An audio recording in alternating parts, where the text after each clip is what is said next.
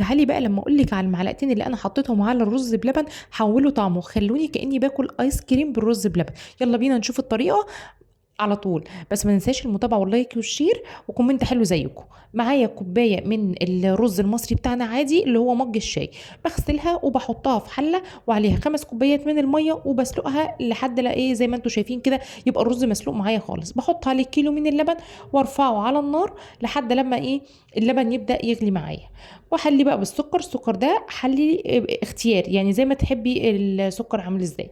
كيلو اللبن بحط عليه 3 معالق كبار من النشا كده، احط عليهم بقى شويه ميه واقلبهم وانزل بيهم تدريجي على الرز بلبن. زي ما انتم شايفين كده الرز بتاعي غلي، انزل بقى ايه سرسوب رفيع كده وانا بقلب. لازم اهم حاجه ان انا اقلب مرفعش ايدي علشان اللبن ما يتكتلش.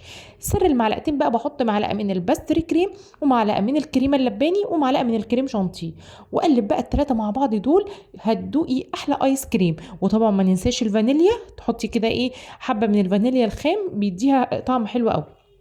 حطيه بقى على النار لحد لما يغلي مع بعض كده ويتقل، وبعدين عبيه. الف هنا وشوف على قلبكم، هتدوقي احلى ايس كريم م- مفيش زيه.